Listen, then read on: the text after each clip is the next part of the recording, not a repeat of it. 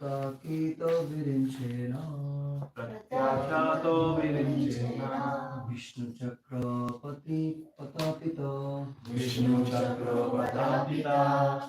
Durvasha Saranam Yata Sarvam Kayasavasena Pratyakhato virinchena Vishnu Chakro Patapita Durvasa Saranam Yata Sarvam Kailashavasinam Pratyakhato virinchena Vishnu Chakro Patapita Durvasa Saranam Yata Sarvam Kailashavasinam. Vedic.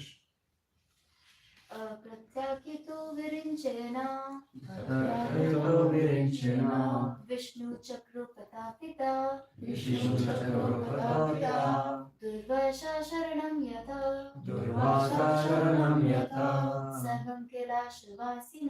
Sarvam Kailashavasinam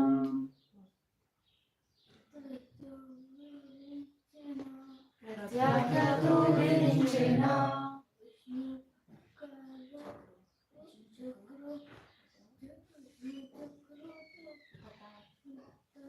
Vishnu Chakro Patapita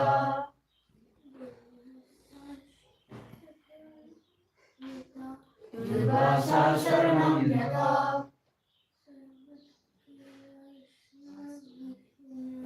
Sarvam Kailashavasinam.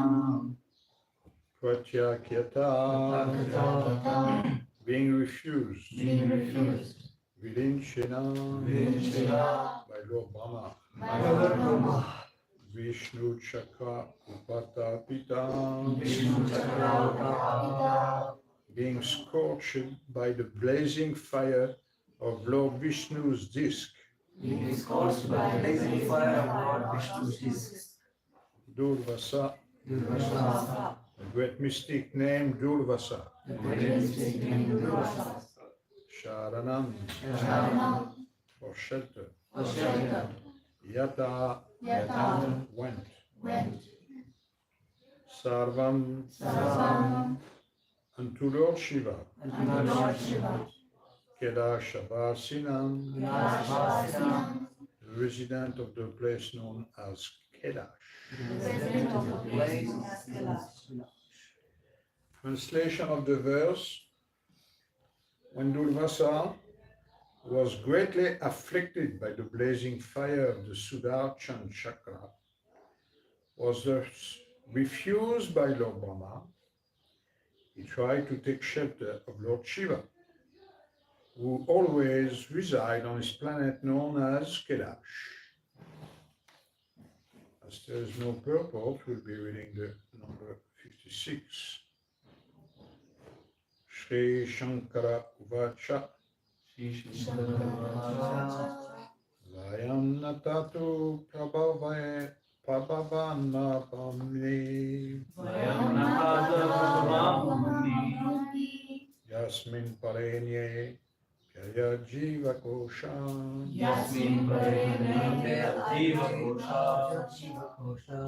Bhavanti kale na bhavanti irsha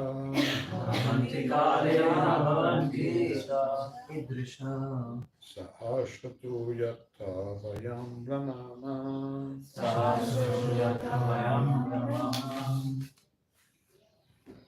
Lord Shiva said, my dear son, I, Lord Brahma, and the other demigods who rotate within this universe under the misconception of our greatness cannot exhibit any power to compete with the Supreme Personality of God.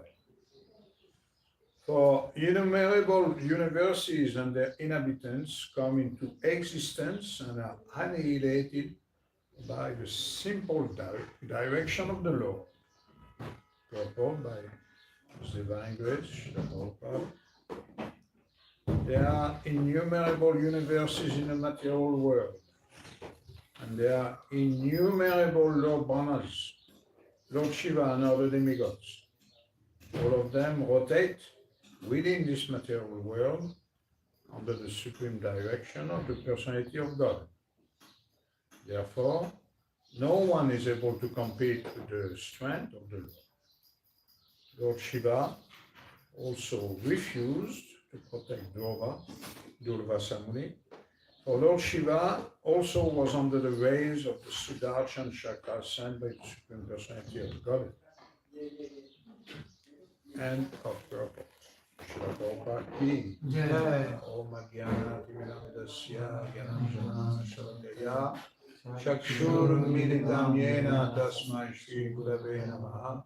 Shri Krishna Chaitanya Gaura Nityananda Shri Advaita Gadadhara Shivasari Gaura Bhakta Hare Krishna Krishna Krishna Hare Hare Hare Rama Rama Rama Hare Hare Vanshakapatra Sindhi Jayasha Bhaktitanam Bhavnebhyo Vaishnavibhyo Namo.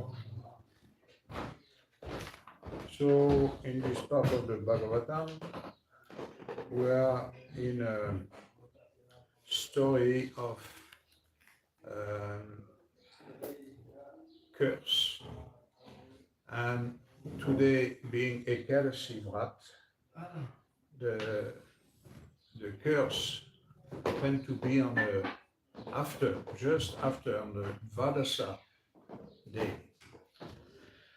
The curse was done by this Muni, great yogi, Durvasa Muni, to the king Ambarish for a very, very, very simple, very futile detail. This Durvasa Muni came to the king's palace on this particular day, on the Dvadasi, and he knew that the king was very pious.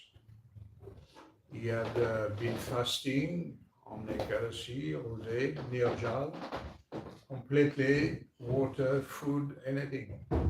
And then Durvasa Muni was not alone, he was accompanied by 10,000 disciples. He was a very powerful personality. He said actually that he is an emanation of Lord Shiva. So very powerful, very hot-tempered as well.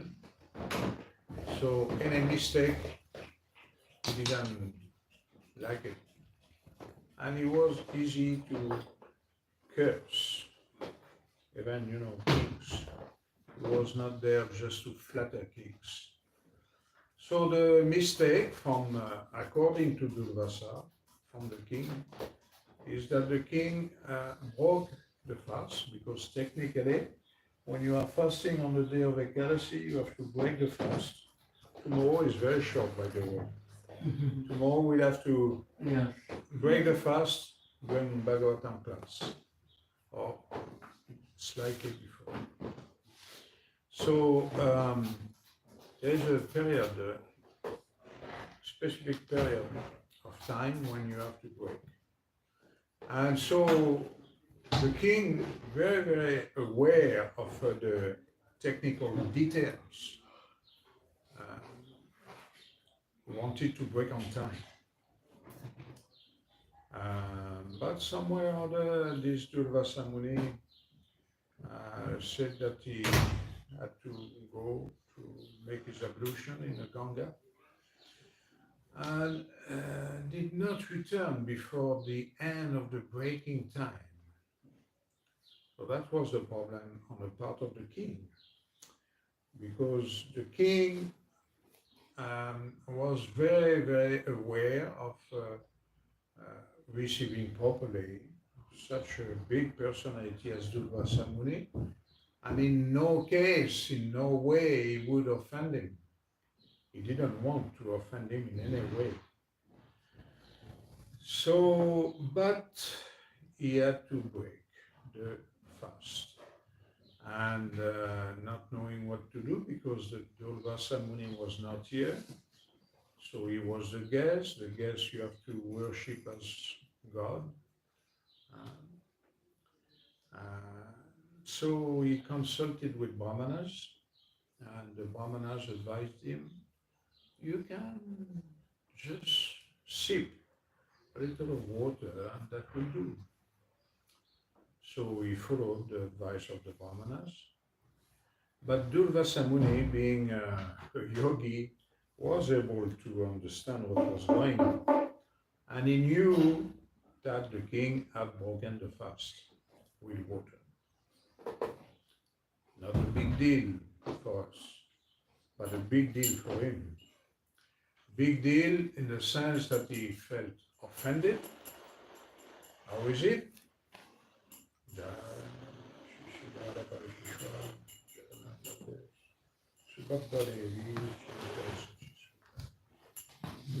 What is it? A king breaking the fast before his guests, eating, just sip a little water, eating before his guests. How is that? And he came back to the palace very much furious and started to really say bad words to the king. You are an offender, you think you are Vishnu, so many things. So somewhere or other the story goes that because Ambarish had not done anything wrong, he just did a very nice Ekadasi Vrat. He got the advice of the Brahmanas to break the fast in that condition. And it just, provoked this anger of the Muni. So, to make it short, somewhere or other, the curse, because there was a curse. Durvasa wanted to show a lesson to the king. In a way, he was abusing his power. And so he created, just by throwing a bunch of air, he created from his air some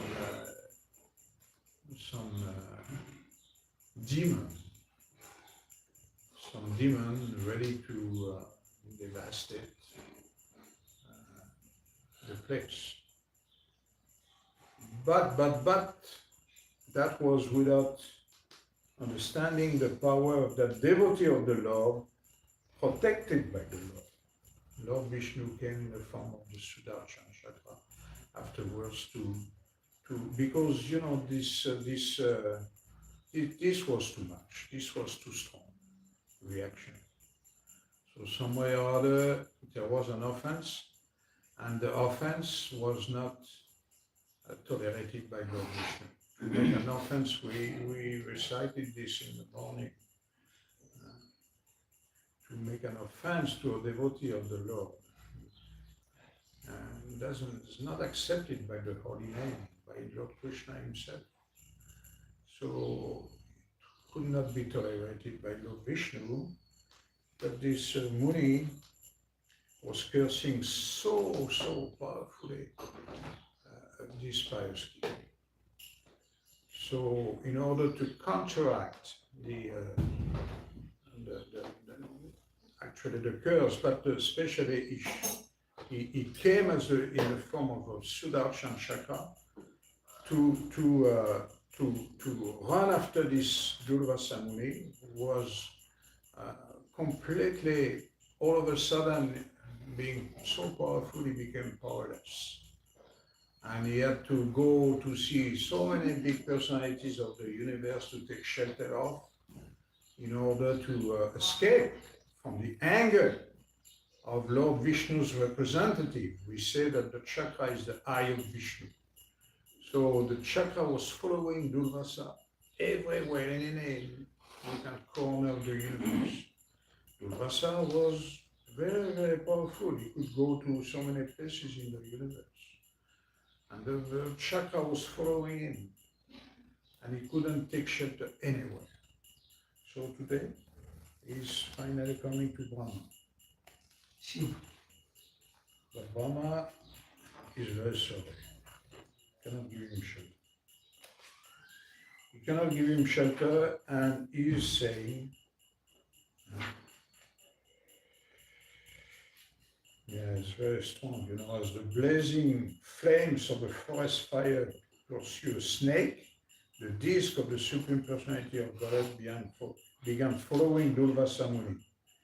Durvasa Muni saw that the disc was almost touching his back, and thus he ran very swiftly, desiring to enter a cave of Sundar mountain.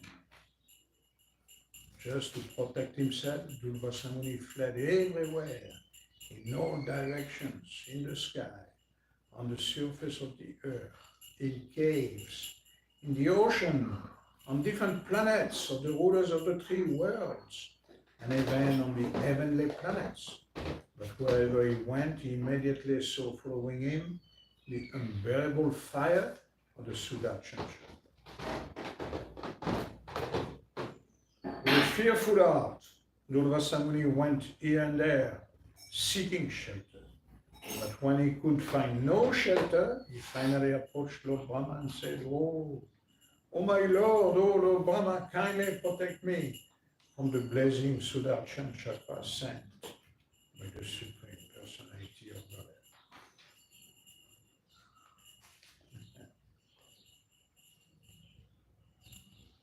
Lord Brahma said, at the end of the Dviparada, when the pastimes of the Lord come to an end, Lord Vishnu, by a flick of his eyebrows, vanquishes the entire universe, including our places of residence. Such personalities as me and Lord Shiva, as well as Daksha, Bhrigu, and similar great saints, of which they have the head, and also the rulers of the living entities, the rulers of human society, and the rulers of the demigods, all of us surrender to the Supreme Personality of God, Lord Vishnu, bowing our heads to carry out his orders for the benefit of all living entities. So, just after the first verse of today, when Durvasa was greatly afflicted by the blazing fire of the Sudarshan chakra, was thus refused by Lord Brahma, he tried to take shelter of Lord Shiva, who always resides on his planet known as Kailash. And then, this one, Lord Shiva said, my dear son, I, Lord Brahma, and the other demigods who rotate within this universe under the misconception of our greatness cannot exhibit any power to compete with the Supreme Personality of God. For innumerable universes and their inhabitants come into existence and are annihilated by the simple direction of the Lord. So we have many places in the Srimad Bhagavatam where Lord Shiva is talking of himself or other demigods, stating that he is not the supreme control. There is someone else controlling everything about it. And today is admitting that most of the demigods, they are under the misconception of their greatness. Yes, because they have many powers. What this verse today tells us about the demigods is that they are very, the world is about powers. This small planet Earth already, we see every day so many confrontations, so much competition in order to have the power, the supreme power. But nobody can get the supreme power. And if any wants to try, is completely taken down by the supreme, not the Supreme Personality of God himself, but is Shakti, is energy. So many of these so-called leaders, like when Srila Prabhupada, our founder, was in Paris, he visited many places. And in Paris city, there are places like Arch of Triumph and Eiffel Tower and so on, which are, places of power. This Arch of Triumph was built about 200 years ago when Napoleon was almost the king of all over Europe. When you go to this Arch of Triumph, you see so many, in big letters, so many places of Europe written down on it. This is all the places he conquered. All the places he conquered, so many. And this is what, this big avenue in front, Champs-Élysées, is like the avenue of the emperor, not the king, the emperor of all of Europe. And coming under this, all glories, all glories, all glories to the supremely powerful Napoleon. But what Prabhupada did say when he came there, he said, yes, yes, power, yes. But where is Napoleon now? Where is he gone? He's gone. He was very powerful, but then he finished on a small island, punished by the British, and he died. Where is he gone? Finished. So all these big rulers, so many, Alexander the Great went to India, Akbar the Great, and so many, in the river of time. So what happens to the mortals, the residents of this Earth planet, happens also on higher levels, higher places, heavenly planets. People also die. They don't have the same duration of life. Let's say that one gets a duration of life of 100 years here on this planet Earth. He may have 1,000 years, 10,000 years, and even more duration of life on higher planets. So the duration of life here and there is not the same. But, even if the duration of life is longer, someone dies. Even if that personality was very powerful as much as to influence the whatever is there in the cosmic creation, so that personality will go, and they're aware of that because higher beings are much more aware that we do on this supreme power. So although there are so much competition for power, at the end of the day there is one power.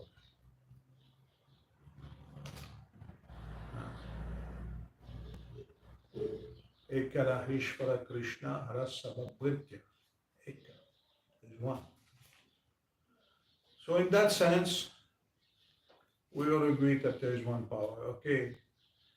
But a yogi such as Durvasa, who was worshipping that supreme power, became under the illusion that he was more powerful than him. In the sense that he cursed the devotee, he should not have cursed, because this devotee was a perfect devotee.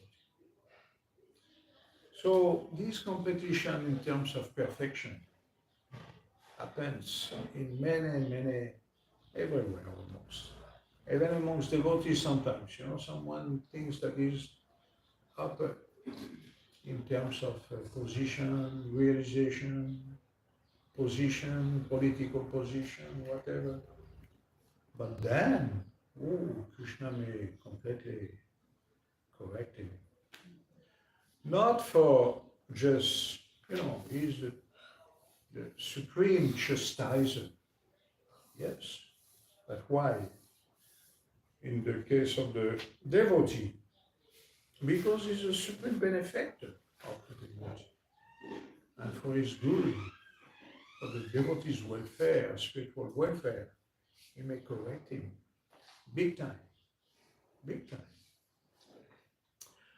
So the devotee never complains against the Lord's chastisement because he knows that it's for his good. But the materialist will always be against anything happening to him in terms of chastisement. And he will rebel against the Supreme Personality of Godhead because he thinks that by his accomplishments, his good karma, whatever, he should not have any setback from the material nature. So we see here that the behavior of a devotee is never the same in terms of tolerating chastisement. Titikshasva karulika. Devotee is always very, very tolerant. Tolerant doesn't mean that he's naive. Tolerant, yes, but at the same time aware, always aware of the supreme power. And in a comment, not on this verse, but on something a little slightly similar, Prabhupada says that actually the difference with demigods and humans is that demigods are always aware of the supreme power. And this is why, to some extent, also they are themselves being worshipped. We worship them because they have some power. Everybody agrees that Hanuman is very powerful. Why? Why Hanuman is so powerful?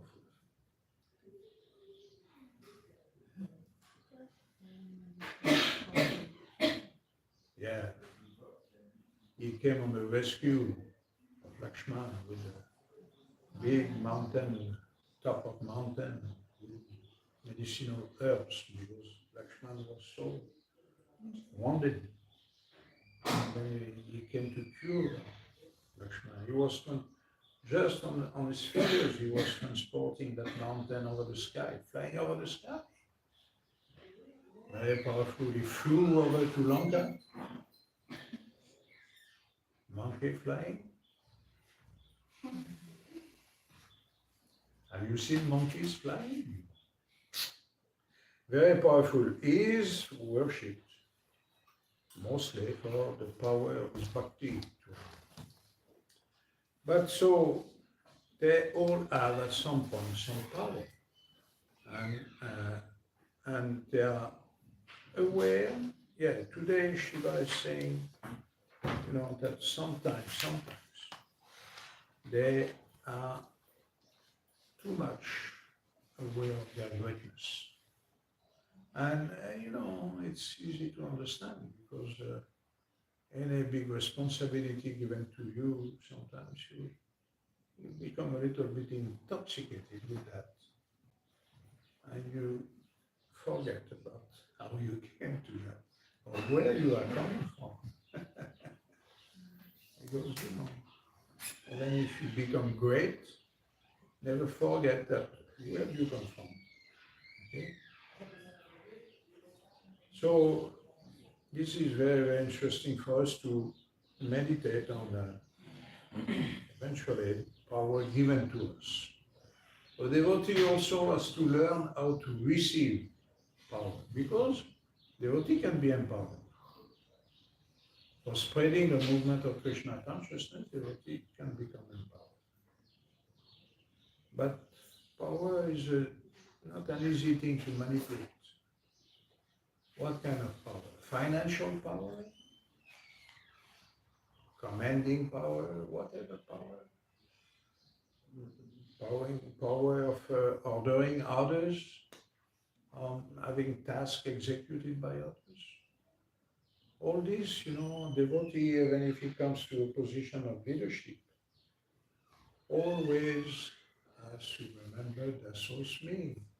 I'm the servant of the servant.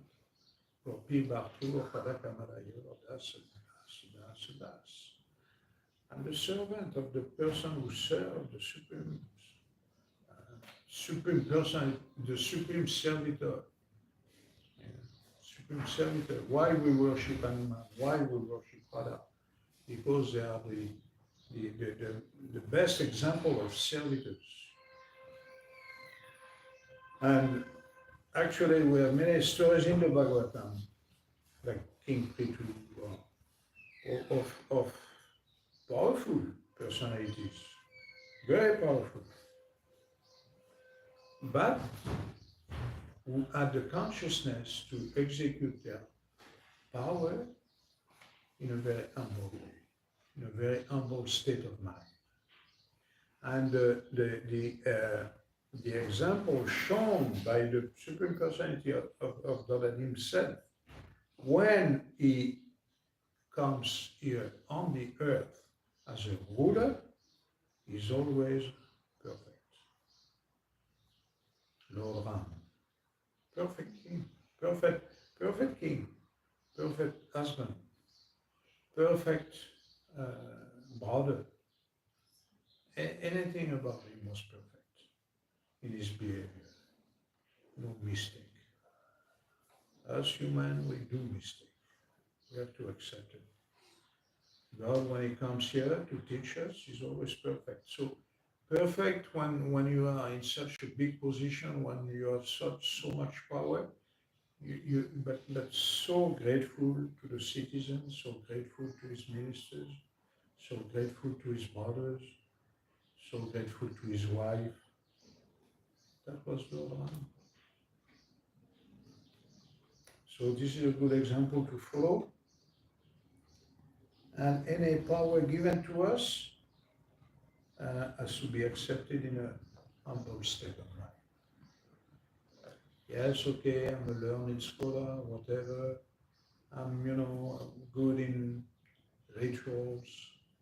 I've been given this particular ability of explaining the philosophy.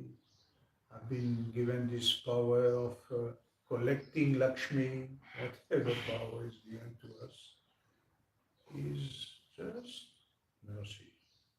We take it as mercy from the Lord and give back to him as an offering of love. So in order to be useful to spread his mission, a devotee may accept. But always in that consciousness. Like Prabhupada, he came not as a big goal in the States. This to say he was like he said himself, a small mendicant. But look, in 10 years what he accomplished. In a matter of 10 years, 8,000 disciples, so many properties all over the world. He created a movement which was there to stay for a long time in history. So all that was accomplished because he always kept this low profile of accepting the mercy of the Lord, but at the same time commanding respect also. It's not easy to manipulate, being humble, but at the same time being very forceful, powerful, commanding. It's not easy. It's an art. But anything, for the devotee, anything can be accepted, not like Durvasa with a proud attitude, but with a humble state of mind. At the end, Durvasa will be forced to beg from the person he had offended. She will be forced. What is this chakra pastime about? To force him, seem to come and bow down to the person he had offended. Great lesson. Okay, any comment, any question on this? The picture is behind the book. Huh? The picture is behind the book. Which picture? Just you shared behind. Totally. Which picture? Ah, the back one. Yeah. Chakra. Yeah, there is a beautiful verse, I don't recall, maybe you recall, about the chakra being the eye of the Lord. That one. Wherever you are, Lord can see you. Whatever you do, Lord can see you.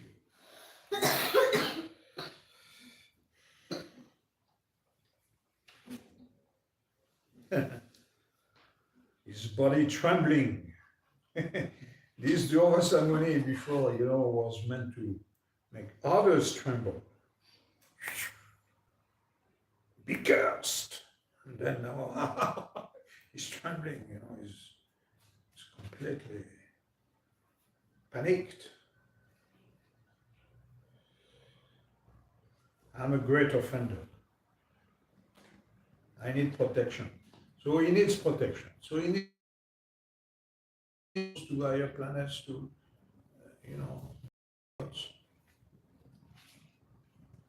but he has to go to the main protector, the main big controller, and then to come back to offer pranams to the end of the devotee. Very nice pastime, yes? I'm really sorry for the stupid question.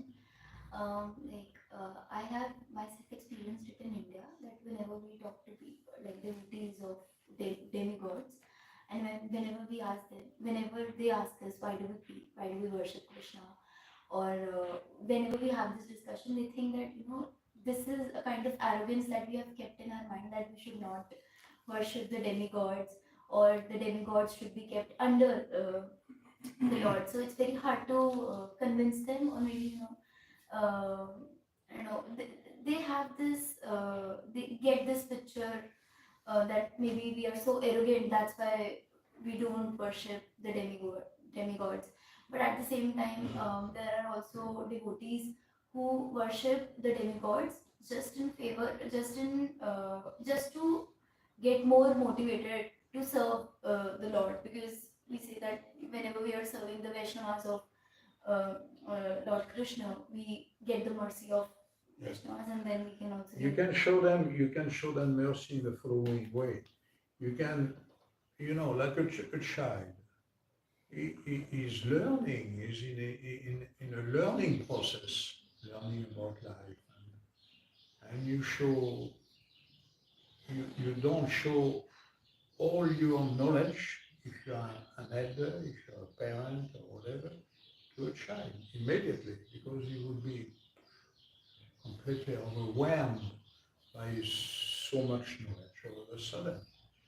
So you're attentive to his needs, but at the same time appreciative of his learning skills, learning desires. So if you show to a demigod worshipper how you care for him, how you appreciate his ways of worship of the demigod, rather than cut down, we are not cutting down their ways, and that's not good.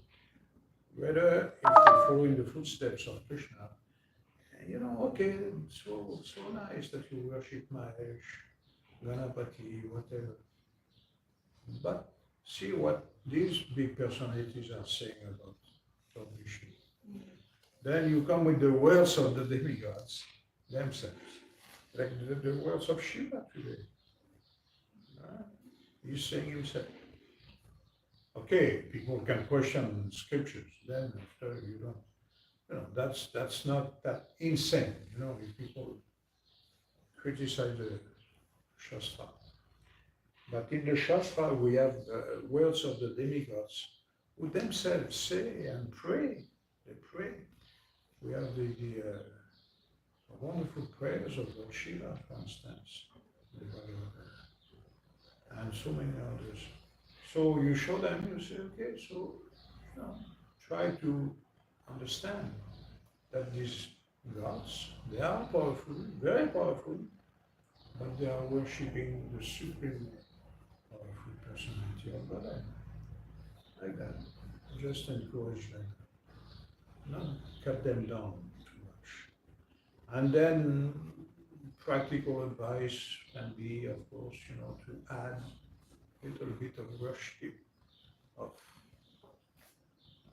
Lord Vishnu, Lord Krishna, slowly.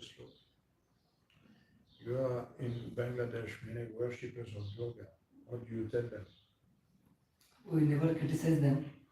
We also go to Durga temple and we also pray Pranam, singing Hare Krishna mantra. But simultaneously we invite them to our temple. And when they saw the difference between their method and our method, then automatically they get changed. Yeah.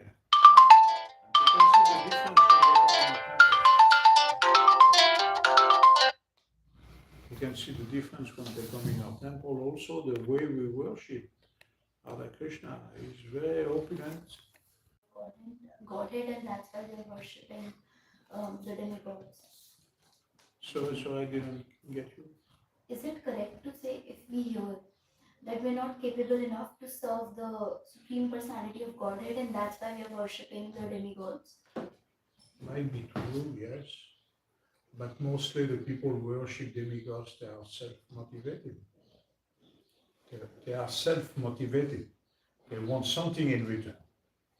And this is not our way. We are not self-motivated. We worship Krishna because we know that he is the Supreme. And in return, we just want to love him more. That's all. We are not, say, okay, bless me, give me a good car, give me a good bank balance or whatever. So that's, in that sense, I was comparing to the child, Yes, they are learning, they are on the path. Krishna is even accepting their worship. But it's a slow process, very slow. And because it is a slow process, you cannot come all of a sudden and say, okay, stop this. Come to your senses. No, it doesn't work. You should never actually argue with them. Yeah. Because there will be no conclusion. Yeah. Better to work with them technically, feeding them prasadam, Yeah. and letting them do whatever they do. Yeah. The devotee is always concerned about it. Not that he thinks he knows so many things. Concerned.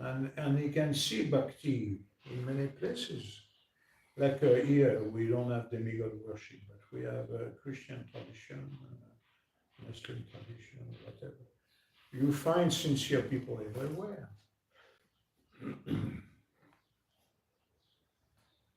Like the Pope just died. ISKCON officially sent a letter to the Vatican to send condolences to the bishops.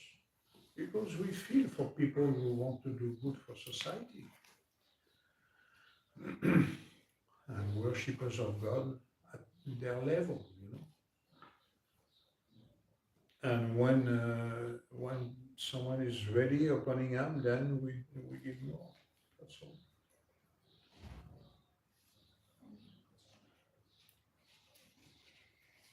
Okay. Hare Krishna. Thank you very much.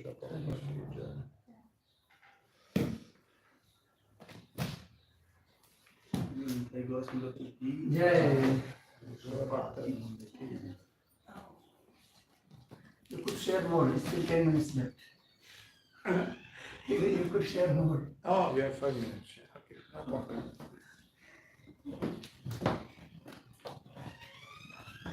About the Ekadasi, want to speak about Ekadasi? Okay. Hare Krishna. Hare Krishna. तो generally हम जो काशी का fast रखते हैं उसकी क्या जरूरत है? आगे से काशी है आप जो बाय डिफॉल्ट यहाँ